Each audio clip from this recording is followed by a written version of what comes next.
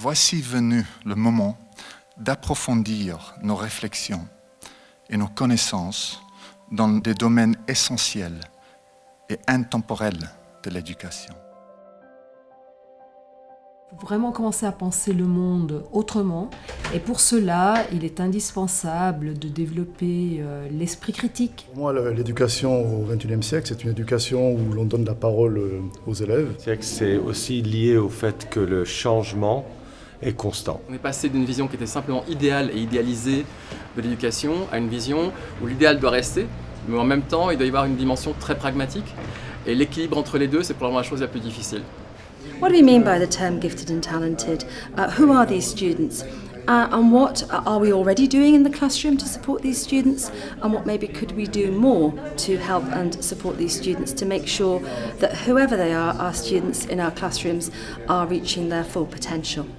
Pour moi, l'éducation au XXIe siècle, c'est de faire des élèves des acteurs sociaux et des citoyens du monde qui sont prêts à affronter les difficultés du monde, mais aussi les plaisirs du monde et affronter la vie tout simplement. It is in the nature of any philosophical discussion that people will have different views and that nothing can be said without someone challenging it if you're prepared to be philosophical. So we've already had some fairly lively discussions, which is good because that means that we're kind of practicing what we're preaching. Aujourd'hui, c'est tout une question d'adaptation au changement et donc on doit pouvoir poser des questions et trouver des solutions.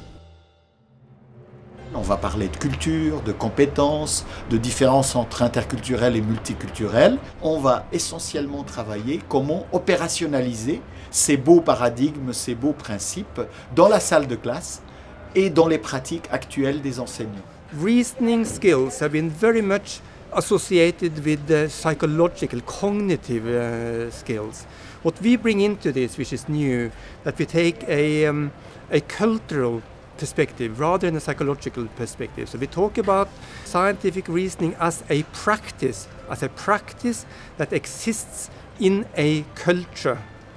I'm particularly looking at performance and ethics related values in character education. What can staff be doing to promote some of the values of what I would describe as a kind of wisdom curriculum? And it's an innate, natural thing that I think teachers are already doing, but how can we bring that to the fore and develop it as a priority?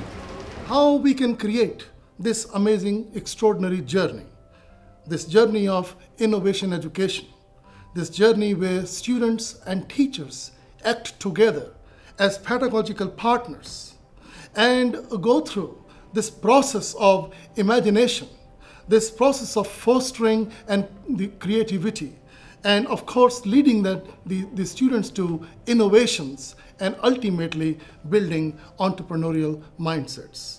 L'analyse de l'image, elle est intéressante à plusieurs titres, et notamment parce qu'elle permet de développer l'esprit critique, l'esprit d'analyse, et aussi de faire des expériences. L'image recèle beaucoup de dimensions critiques, réflexives, poétiques, et beaucoup que je ne cite pas pour faire simple, mais elle recèle beaucoup de dimensions. Finalement, ce qui est important, c'est qu'ils expérimentent eux-mêmes, dans leur propre corps, le va-et-vient des pensées aussi. Qu'est-ce qu'on fait de ces pensées dans les moments où on se retourne sur soi et qu'on écoute et on sent ce qui se passe? Donc je pense que là, on doit revenir à quelque chose plus de l'ordre de l'être et pas du savoir livresque, mais s'intéresser à l'être lui-même et puis à qu'est-ce qu'on peut apporter en termes de bien-être, en termes de ressourcement de soi, en termes de revenir à soi. C'est ce qu'on fait avec les adultes. C'est indispensable de le faire d'abord avec les adultes, ensuite avec les enfants, et développer plus qui je suis et pas ce que je sais. C'est pour moi indispensable pour l'éducation future. L'objectif qui est visé dans le cadre de l'atelier Philosophie pour les jeunes, dans cette journée pédagogique, était de faire comprendre aux gens comment on peut s'y prendre pour utiliser la philosophie comme instrument permettant aux enfants ou aux adolescents, dans ce cas-ci précisément, de penser par et pour eux-mêmes, dans un cadre où la pensée critique, la pensée créative et la pensée attentive sont développées.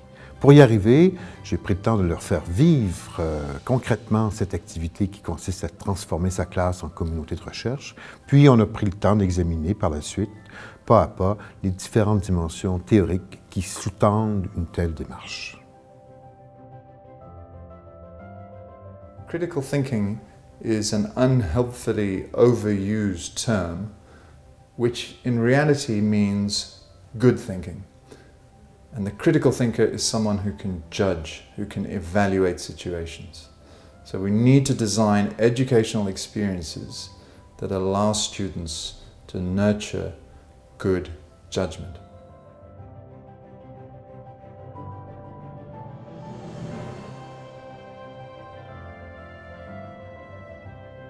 Quand on programme un robot, on commence à se rendre compte de la complexité de notre environnement, de la complexité de notre savoir, de nos raisonnements.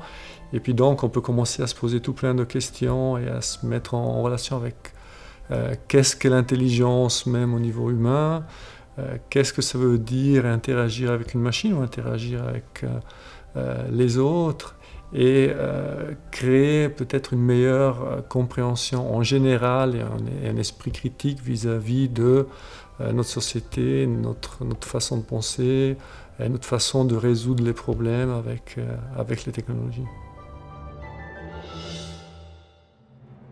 S'engager avec l'apprentissage en tant que professeur devrait être un processus de réflexion, d'adaptation et de remaniement permanent.